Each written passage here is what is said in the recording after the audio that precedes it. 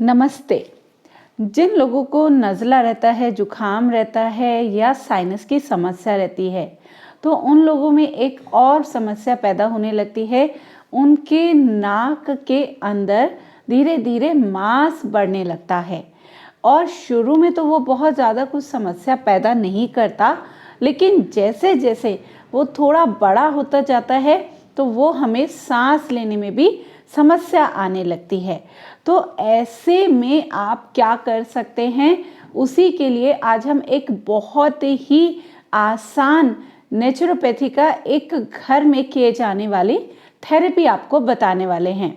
इस थेरेपी को आप जब रेगुलर करेंगे तो आप देखेंगे कुछ ही दिनों में आपका जो बढ़ा हुआ मांस है वो वापस से पीछे आ जाएगा और आपकी जो ब्रीदिंग कैपेसिटी है, जिन लोगों को सांस लेने की जो समस्या रहती है वो उनको खुल के सांस नहीं आता, छोटे छोटे सांस आते हैं, तो उनकी ब्रीदिंग कैपेसिटी बहुत ज़्यादा बढ़ जाती है।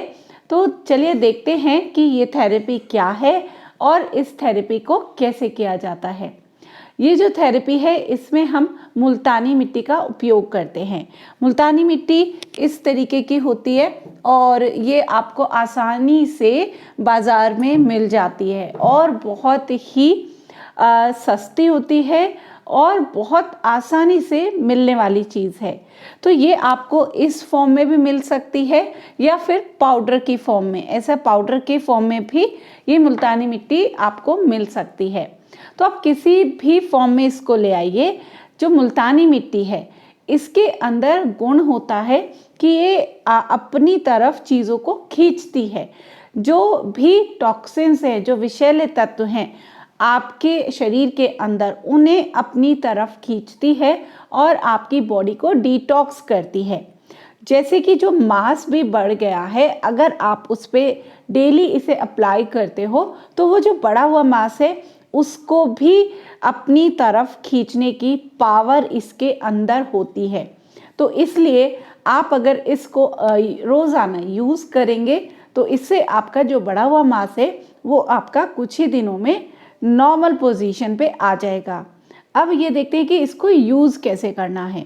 जनरली आप लोग जैसे फेस पैक बनाते हैं, कि जैसे किसी भी चीज़ का या मुल्तानी मिट्टी का भी फेस पैक यूज़ किया जाता है, तो उसी तरीके से आपको इसका एक पेस्ट बनाना है। चाहे आप ये वाली लें या इसको, तो एक बारीक इसको कूट लें और इसमें पानी के साथ भी आप इसे बना सकते हो या फिर गुलाब जल के साथ मिक्स करके भी एक पेस्ट तैयार कर लें। जैसे कि हम फेस पैक के तरह का जो होता है, ऐसा आपको पेस्ट तैयार करना है और उस पेस्ट को आपको अपनी नाक के ऊपर अप्लाई करना है, लगाना है, बिल्कुल वैसे ही जैसे आप किसी भी फेस पैक को लगाते हैं। लेकिन फेस पैक की लेयर बहुत ही पतली हम रखते हैं, बहुत ज़्यादा थिक लेयर हम नहीं रखते। लेकिन जब आप इस पेस्ट को अपनी नाक पे लगाएंगे तो इसकी जो लेयर है वो आपको मोटी रखनी है। यानी कि जो जनरल फेस पैक होता है उससे कम से कम 2 गुनी या 3 गुनी मोटी लेयर वो होनी चाहिए, जिससे कि वो कुछ देर आपकी नाक के ऊपर रहे। क्योंकि जितनी पतली लेयर आप रखोगे उतनी ही जल्दी वो सूख जाएगी और उतना ही वो कम काम कर पाएगी। जितनी मोटी लेयर आप रखोगे तो वो मिट्टी उतनी ही ज़्यादा देर तक आपके जो टॉक्सिन्स हैं उनको खींचने का काम करेगी या फिर जो मांस बढ़ा हुआ है उसको खींचने का काम करेगी। तो बहुत ज़्यादा मोटी भी ना हो, पर जो आप फेस पैक लगाते हैं उससे डबल लेयर आराम से आप इसको लगा सकते हैं। लगा के आप इसको 1 घंटा आसानी से छोड़ दें, क्योंकि मोटी लेयर है, सूखने में समय लेगी। तो आप 1 घंटा या 2 घंटा इस लेयर को आसानी से लगाकर छोड़ सकते हैं।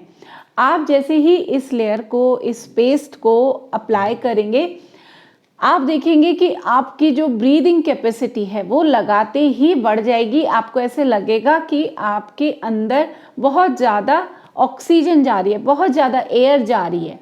तो और इसको आपको कम से कम 40 डेज तक कंटिन्यू इस पेस्ट को लगाना है।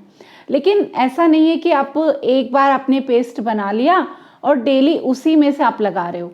ध्यान ये रखना है कि वो पेस्ट आपको डेली ताज़ा बनाना है, और जो आपने वॉश कर दिया तो वो तो वॉश हो ही जाएगा, उससे जो बचा हुआ है उसको वापस से अगले दिन यूज़ ना करें।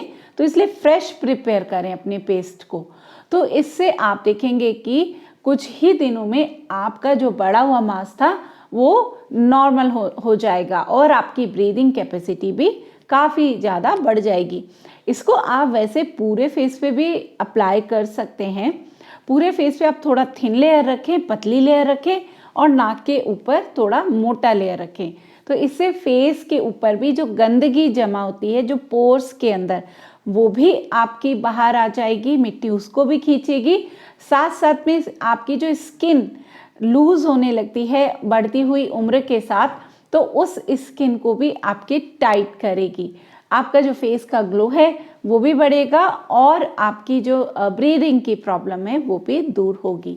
तो आप इस थेरेपी को या इस जो नुस्खा है इसको अप्लाई करें, इसको आजमाएं और इसके क्या रिज़ल्ट आपको मिलते हैं वो आप हमारे साथ ज़रूर शेयर करें।